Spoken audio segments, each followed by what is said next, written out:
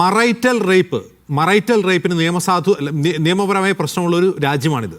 അപ്പോൾ ഒരു ദിവസം കൺസെന്റ് ഉണ്ടായിരുന്നു, പിറ്റേ ദിവസം കൺസെന്റ് ഇല്ലെങ്കിൽ പോലും കൺസെന്റ് ഇല്ലാത്ത സെക്സ് റേപ്പാണ്.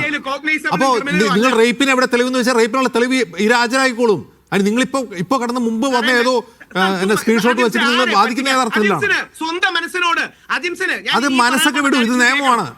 എന്റെ മനസാക്ഷിയുടെ കാര്യമൊന്നുമില്ല, കോടതിയിൽ തെളിവാണ് പ്രധാനം. ഞാൻ ഈ പറയുന്ന അടുത്ത 30 സെക്കൻഡ് വളരെ സീരിയസ് ആയി താങ്കൾ കേൾക്കണം. അതായത് ഞാൻ നോർത്ത് ഇന്ത്യൻ ചാനൽസിൽ ഇരിക്കുന്ന ആളാണെന്ന് അറിയാമല്ലോ. നോർത്ത് ഇന്ത്യൻ ചാനൽസിൽ തെളിവൊന്നുമില്ലാതെ മുസ്ലിം നാമധാരികളെ വേട്ടയാടുന്നത് പോലെയാണ് കേരളത്തിലടക്കം ഈ തീവ്ര ഫെമിനിസ്റ്റുകൾ പുരുഷന്മാരെ വേട്ടയാടുന്നത്. അവർക്ക് പൊളിറ്റിക്കൽ ബ്രൗണി പോയിന്റ്സ് സ്കോർ ചെയ്യാൻ വേണ്ടി ബാക്കിയുള്ളവരുടെ ജീവിതം ഇല്ലാതാക്കുകയാണ്. അതിന്റെ ഇരയായിരുന്നു ഉമ്മൻചാണ്ടി സാർ, അതിന്റെ ഇരയായിരുന്നു എൽദോസ് കുന്നപ്പള്ളി, അതിന്റെ ഇരയാണ് മുകേഷ് ഏട്ടൻ, അതിന്റെ ഇരയാണ് സുരേഷ് ഗോപി. അതായത് ബാക്കിയുള്ളവരുടെ കൈയടിക്ക് നമ്മളതിന് നിന്നു കൊടുക്കരുത്. അല്ല, വീക്ഷണത്തിന്റെ ആ നിലപാടോട് പറ രാഹുൽ ഈശ്വർ.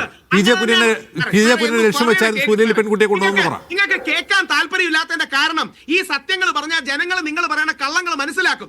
അടുപ്പിച്ച് എനിക്ക് 10 സെക്കൻഡ് പോലും തരാത്തതിന്റെ കാരണം രാഹുൽ ഈശ്വർ എന്താണ് സ്ഥാപിക്കാൻ ശ്രമിക്കുന്നത്? രാഹുൽ എന്താ പറയാൻ വരുന്നത്? രാഹുൽ ക്ഷുഭിതനാവാതെ ഇരിക്കൂ.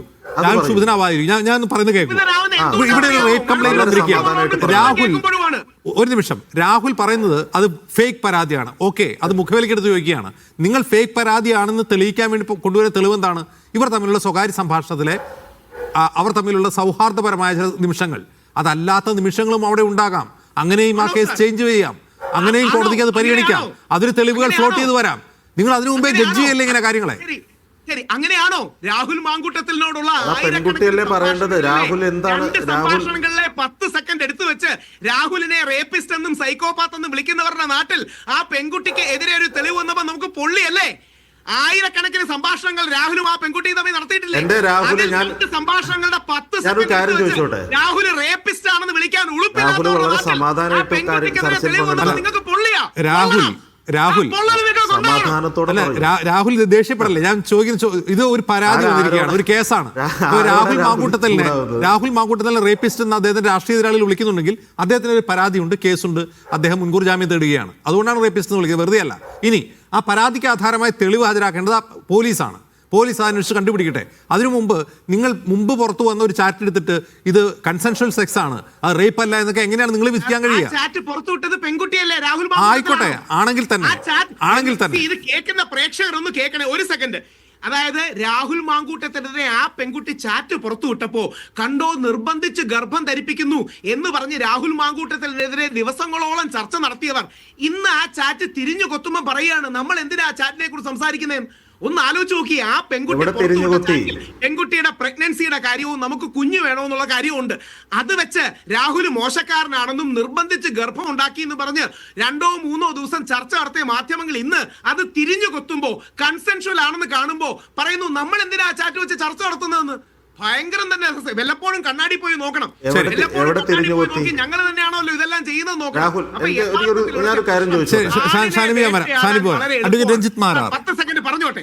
ആളിനെ വേട്ടയാടാൻ എളുപ്പമാണ്. ഇതാണ് ഉമ്മൻചാണ്ടി സാറിന്റെ കാര്യത്തിൽ കണ്ടത്, ഇതാണ് ശ്രീ മുകേഷിന്റെ കാര്യത്തിൽ കണ്ടത്. ശ്രീ മുകേഷിന് അനുകൂലമായി കോടതിയുടെ നിരീക്ഷണങ്ങളുണ്ട്, ശ്രീ എൽദോസ് കുന്നപ്പള്ളിക്ക് അനുകൂലമായി കോടതിയുടെ നിരീക്ഷണങ്ങളുണ്ട്. അത് ശ്രീ ഷാനിബോ വസന്തോ പറയില്ല. പറഞ്ഞ അജിംസിന്റെ മുമ്പിലുള്ള സ്ത്രീപക്ഷ നിലപാട് താന്നുപോകും. അജിൻസ് അവർക്ക് കൊടുക്കുന്ന പുരോഗമനപ്പെട്ടം ഇല്ലാതായി പോകും. ഞാൻ പറയുന്നത് കോടതിയുടെ വിധിയും ഒബ്സർവേഷൻസുമാണ്. ഒബ്സർവേഷൻസ്, നിരീക്ഷണങ്ങൾ.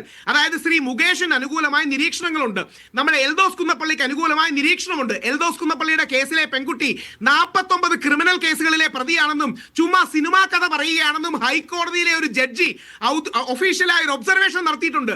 അത് ഒരിക്കലും വസന്ത് പറയില്ല. മുകേഷിന് അനുകൂലമായി വന്ന അല്ലെങ്കിൽ എതിര് വന്ന സ്ത്രീയെ പോക്സോ കേസിൽ അറസ്റ്റ് ചെയ്ത് തമിഴ്നാട്ടിൽ കൊണ്ടുപോയതാണെന്ന് ഷാനിബ് പറയില്ല. കാര്യം അജിൻസ് ഇവർക്ക് ചാർത്തി കൊടുക്കുന്ന പുരോഗമന സ്ത്രീപക്ഷ പട്ടം അവർക്ക് വലിയ താല്പര്യമാണ്. ഞാൻ അങ്ങനെ പട്ടം ചാർത്താറില്ല രാഹുൽ. അതിന് പകരം ധാരാളം പട്ടം എനിക്കാണ് കിട്ടാറുള്ളത്. ഓക്കെ, ഞാൻ വരാം അങ്ങയിലേക്ക് വരാം. അനിൽകുമാർ സഖാവ് എന്ന പട്ടം ശരിയല്ല, നമുക്ക് സംശയമൊന്നുമില്ല. പക്ഷേ ദൈവത്തെ ഓർത്ത് സത്യസന്ധമായി സംസാരിക്കണം.